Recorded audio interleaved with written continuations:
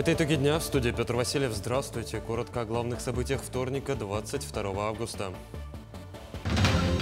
Якутия представит на ВЭФ-2023 инвестиционные проекты и эксклюзивные туристические продукты. Среди них интерактивный цифровой двойник всей республики.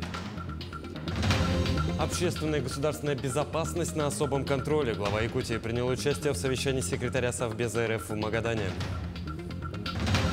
Работа не только на качество, но и на количество. В Якутске в этом году отремонтируют 19 дорожных объектов. Почти как в русской народной сказке, за последние 2 недели в поселок Черский забрели 3 медведя. Концерты, автопробеги и флешмобы в Якутии отпраздновали один из главных патриотических праздников страны – День государственного флага. Особое внимание на грядущем Восточном экономическом форуме, который пройдет с 10 по 13 сентября во Владивостоке, будет уделено развитию двустороннего и многостороннего сотрудничества. Так, в рамках трека «Международное сотрудничество в изменившемся мире» обсудят место Дальнего Востока России в экономике Большой Евразии, а также перспективы интеграционных объединений ШОС и БРИКС, вопросы международного коммерческого арбитража, налаживания научной дипломатии в Азии, перспективы китайского бизнеса в России. В блоке «Технологическое развитие как гарантия суверенитета» рассмотрят вопросы государственной безопасности в сфере информационных технологий, расширения применения беспилотников в различных сферах экономики. Но Якутия, в свою очередь, представит инвестиционные проекты, эксклюзивные туристические продукты на выставке «Улица Дальнего Востока», которая состоится во Владивостоке в рамках ВЭФ-2023. Центральным объектом павильона станет интерактивный цифровой двойник территории региона, который представит собой совокупность процессов мониторинга, визуального анализа текущего состояния, прогнозирования и планирования последующего развития. В дальнейшем на его основе планируется создать систему поддержки и принятия управленческих решений. Гости смогут увидеть 3D-карты всей республики якутских городов, узнать о населении, работе крупнейших производств, развитии социальной сферы и наличии полезных ископаемых. Глава Якутии Айсан Николаев принял участие в выездном совещании секретаря Совета безопасности РФ ДВФО Николая Патрушева в Магадане. На совещании обсудили общественную и государственную безопасность на Дальнем Востоке в условиях международной обстановки. Была рассмотрена организация работы по укреплению патриотизма, гражданского единства и реализации государственной информационной политики. Особое внимание уделили мерам по защите и укреплению духовно-нравственных ценностей, культуры и исторической памяти в субъектах ДВФО. В своем выступлении Айсан Николаев рассказал о реализации указа президента России об утверждении основ государственной политики по сохранению и укреплению духовно-нравственных ценностей в Якутии. В Среднеколымске скоро заработает торгово-логистический центр, который станет 6-м в арктических районах Якутии. Глава региона Айсан Николаев проверил ход строительства и поручил ввести объект в работу уже в первой половине сентября. Центр позволит обеспечить жителей района свежими овощами, фруктами и другой продукцией до открытия автозимников. Завозимая продукция, кроме репчатого лука, местная, и предприятие работает с якутскими фермерами. Вот ТЛЦ позволит увеличить срок хранения продукции и сохранять цены, например, на яблоки до 290 рублей. Перейдем к другим темам. Обстановка с лесными пожарами в Якутии постепенно стабилизируется. Есть предпосылки для снятия режима чрезвычайной ситуации межрегионального характера в лесах. Об этом говорили на брифинге. По информации оперштаба, за сутки обнаружено 1 новый очаг в Алекминском районе. Всего действует 15 лесных пожаров, тушат 11 из них. Локализовано 4. Борьбу с огнем ведут так 400 человек. Также применялись воздушные суда, ведется авиационный и космический мониторинг на территории Лесного фонда республики. В 2 районах сохраняется чрезвычайная ситуация муниципального характера. Это Верхнеколымский район и Алекминский район. В связи с тем, что в Усмайском районе режим ЧС снят, рассматривается возможность снятия режима ЧС межрегионального характера. В настоящее время продолжается вывод сил и средств с ликвидированных пожаров и в районах, где пожары все ликвидированы. Одна из целей правительства – удержать молодежь на родной земле, создавая комфортные условия жизни, рабочие места и выступать заказчиком специалистов, начиная со школьной скамьи. Так резюмировал свой визит в Валдан глава правительства Андрей Тарасенко. Какую оценку премьер поставил местным руководителям, узнавал Руслан Павлов. Отлично. Мишень закрыта, но стрелять из биатлонной винтовки не так-то просто. Очень чувствительно к любым колебаниям, признается глава правительства республики. Тяжело стрелять, но все можно, как говорят, можно сегодня кого угодно научить и стрелять, и бегать, и прыгать, и так далее. Были бы люди только, понимаешь, вот сейчас все важно. Потому что мы сегодня, как говорят, обучаемы. И обучаемы всему. Но чтобы обучаемы, надо, значит, какую-то нам цель какую-то ставить, задачу ставить для исполнения. Посмотрите, какие сегодня школы. Я заходил в детский садик, сделали бассейн. В Москве не везде такого есть, а уже у вас первый садик с бассейном. Республиканская спортивная школа Олимпийского резерва, как и другие образовательные учреждения Алдана, готова к новому учебному году, докладывают председателю правительства. На все объекты мы получили паспорта готовности. С субботы мы запускаем спортивный комплекс «Энергетик». Уже воду налили, вода уже нагрелась. Также с сегодняшнего дня начинаем заливать лед на нашем фоке с катком. Пришли уже все необходимые инструменты, материалы, краска для льда. И планируем 1 сентября уже полноценно начать работать на ледовой арене. Последние штрихи к встрече детей наводят и школы города. К примеру, учащиеся второй школы после каникул обнаружат новую спортивную площадку. Мы попали в федеральный проект «Успех каждого ребенка». Вот мы сейчас находимся на площадке, многофункциональной спортивной плоскостной площадке. Ну и думаю, что вот с этой площадкой и вот с новыми красивыми у нас косметическим ремонтом в столовой нашим детям будет уютней. В целом глава правительства остался доволен проделанной за лето работой, однако заострил внимание на проблеме сохранения местных кадров и создания для местной молодежи условий и желания жить и работать на родной земле. Главных проблем Алдана – это молодежь. Ее надо здесь сохранить, оставить и работой занять. Поэтому мы говорим сегодня о целевом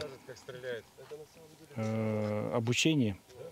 То есть говорим, что в 11 класс у нас полностью должен быть расписан, кто куда идет, в какой институт.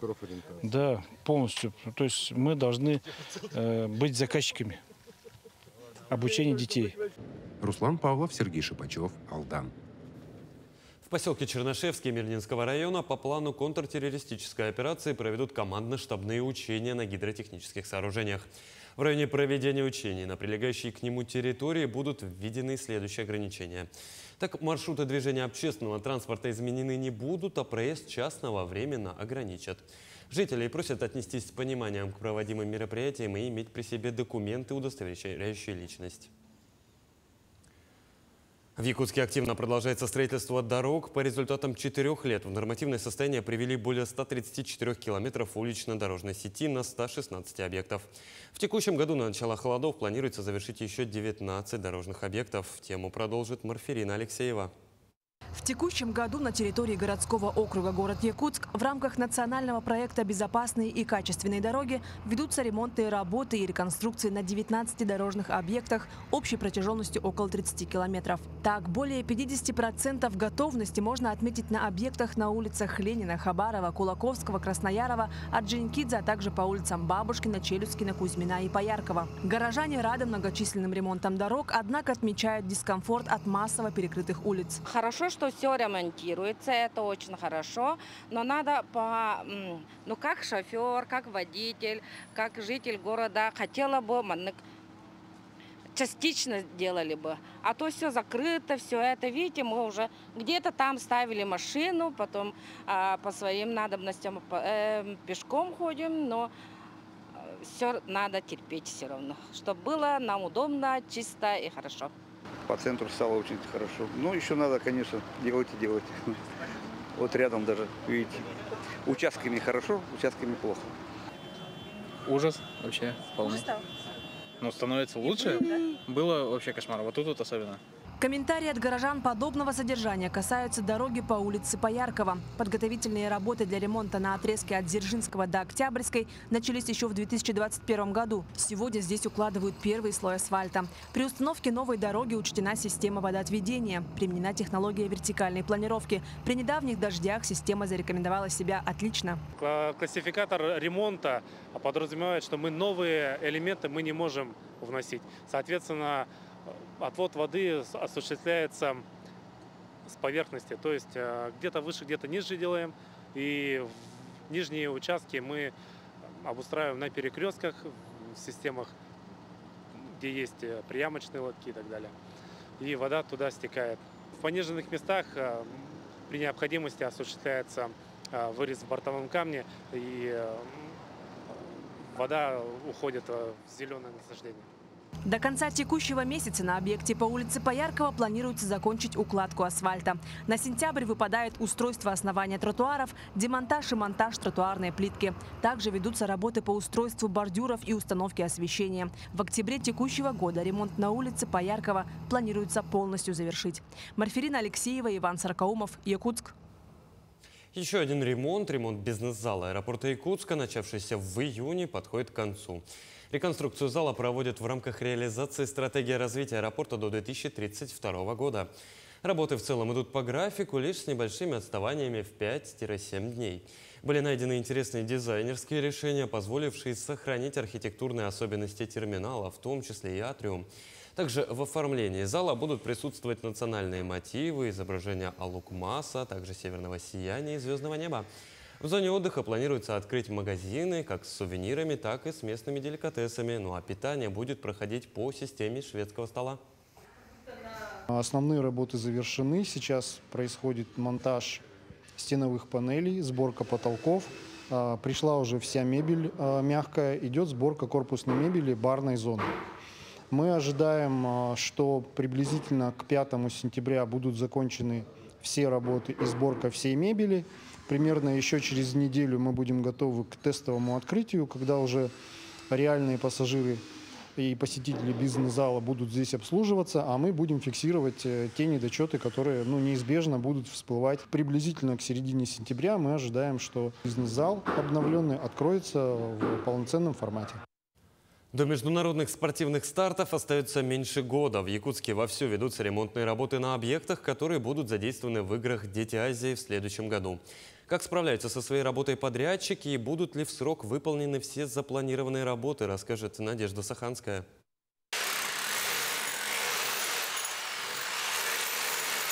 Для проведения соревнований планируется задействовать 16 объектов. Состязания будут проводиться по 24 видам спорта.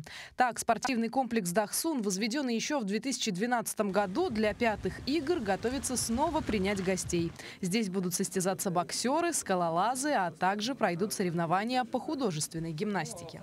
Проводятся ремонтные работы по замене футбольного поля. Как видите, мы положили новое поле. Заменяем легкоатлетическую дорожку, ремонтные работы на 1-м, 2-м и 3-м этажах. Будет и ямочный ремонт на территории Дахсуна, где стояночные места.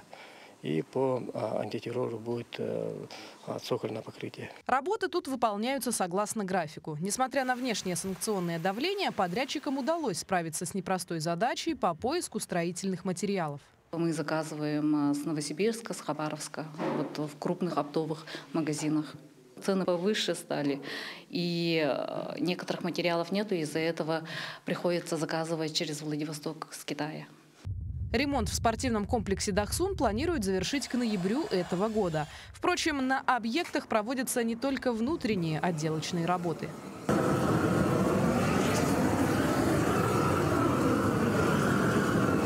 Построенный в 1996-м Ледовый дворец Элей-Ботор встретит спортсменов в очередной раз. На этом спортивном объекте сойдутся любители дзюдо, тэйквондо и борьбы о лыж. С момента введения здания в эксплуатацию здесь впервые проводятся столь масштабные ремонтные работы. В первую очередь руководство спортивного комплекса позаботилось о качественной кровле здания. До 15 сентября.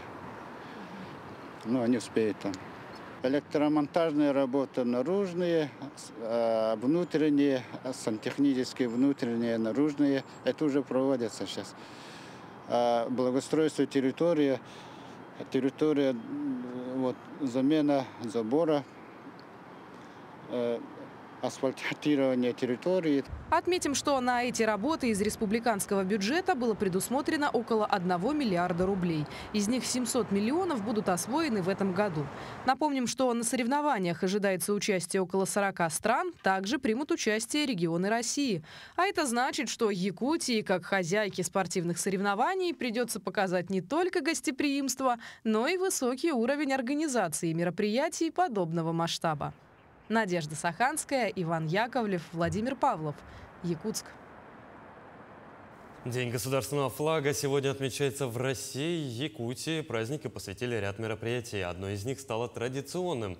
Это автопробег. По основным столичным улицам участники пробега проехали на автомобилях с установленными на них триколорами. С каждым годом машин в колонии пробега становится все больше. Для участников акции российский триколор – это символ страны, ее единства и объединения. Автомобили с флагами России завершили свой пробег на главной площади Якутска возле Дома правительства. Российский триколор для нас – это символ единства. Прежде всего, наш флаг объединяет все нации и всех граждан нашей огромной необъятной страны. В честь праздника в Якутске на площади Орджоникидзе традиционно организовали концерт «Флаг державы. Символ славы» с участием творческих коллективов. Помимо концертной программы на сцене состоялось вручение наград участникам специальной военной операции. Помимо этого в торжественной обстановке были вручены паспорта гражданина Российской Федерации юношам и девушкам, призерам республиканских и всероссийских олимпиад, отличникам спортивных конкурсов и активистам детского движения. Сегодня у нас проходит праздничное торжественное мероприятие, посвященное празднованию в нашей стране Дня флага Российской Федерации. Мы испытываем чувство гордости. Гордости за нашу страну, за наших бойцов, участников специальной военной операции, которые сегодня с честью выполняют свой воинский долг. И уже Якутия на сотни лет связана с Россией единой судьбой. И для нас сегодня это большой праздник, огромное значение имеет. В День государственного флага состоялась также и торжественная выдача первых паспортов юным гражданинам. Так, традиционные мероприятия прошли в 2 офисах многофункционального центра в Якутске, а также в районных отделениях. Всего паспорта сегодня получили более 50 ребят.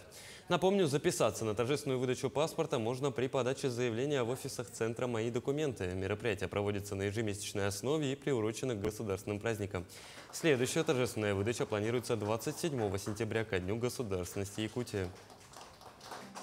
Сегодня я получил паспорт, 22 вторник августа. Мне на самом деле очень приятно, я долго ждал этого. Мне вот в мае 13-го исполнилось 14 лет, и я несколько месяцев ждал паспорт, и сейчас я его получаю, и мне на самом деле очень приятно. Я искренне рад, что я получил. Я очень рад, что я сегодня получу паспорт. Сахалето с движением первых. Фестиваль под таким названием прошел в Якутске. На площади Ленина собрались организаторы отдыха детей и их оздоровления, представители педагогической и медицинской общественности, методисты, вожатые, директора детских лагерей и другие представители организаций детского отдыха. Подробности в следующем материале. Движение первых – это сотни уникальных программ воспитания и становления личности, активного и ответственного молодежного сообщества, для которого важно уважение к традициям и культурам народов России. В этом году по 12 направлениям движения в 534 лагерях республики прошло обучение более 110 тысяч детей. Представители лучших из них собрались на площади Ленина для того, чтобы поделиться своим опытом работы по единой программе воспитания. Очень много направлений. Но одни из основных – это дистанционное зондирование Земли. Дети у нас, получается, с помощью спутниковой съемки изучают такие проблемы глобальные, как, допустим, лесные пожары, поиск несанкционированных свалок. Будем защищать 2 программы наших летних смен. Мы реализовали 4 смены по 4 сменам российского движения детей и молодежи. И будем сегодня представлять профильную смену «Сильные профессии». В рамках фестиваля состоялась выставка работ воспитанников лагерей, прошли мастер-классы. Также участники продемонстрировали свои таланты на конкурсе лагерной песни. Организатором мероприятия выступил Центр «Сосновый бор». Они представили смену «Время первых». С весны этого года «Сосновый бор» стал первичным отделением движения первых. Да? И поэтому мы в течение этого года проводим смены именно по 12 направлениям движения первых. Сейчас как раз воспитанники смены «Время первых». У нас первую неделю проходила по программе Российского движения детей и молодежи. То есть мы жили по их программе, и дополнительное образование было по их программе. Также мероприятия всякие тоже проходили по их программе. Эта смена, она по всем регионам проходит обязательно, получается, и У всех смен время первых сейчас одна программа. Фестиваль «Саха-лето с движением первых» проводится в республике впервые. Его основная цель – помочь участникам найти новые способы для саморазвития, профессионального роста, дать мотивационный толчок для создания инновационных программ и методик по совершенствованию деятельности организаций, обеспечивающих отдых и оздоровление детей. Мария Кардашевская, Иван Саракумов, Якутск. В микрорайоне Марха Якутска, где преобладает частный сектор, проблема безнадзорных собак стоит очень остро. Нередко хозяева отпускают своих животных на самовыгул, тем самым нарушая административное законодательство. Собаки с приусадебных участков и отпущенные на самовыгул нападают на прохожих, пугают детей, поэтому на регулярной основе в микрорайоне проводят рейды по отлову и доставке животных в пункт передержки.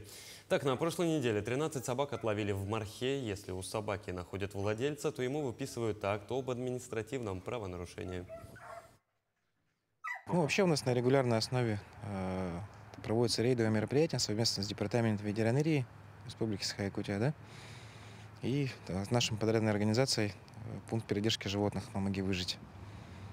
Значит, в свою очередь, пункт передержки он производит отлов безнадзорных животных, да? А Департамент ветеринарии следит за тем, чтобы собаки у нас не были на самовыгуле. Уже 2 недели жители Черского держат в страхе бурые медведи, которые не раз замечали в поселке.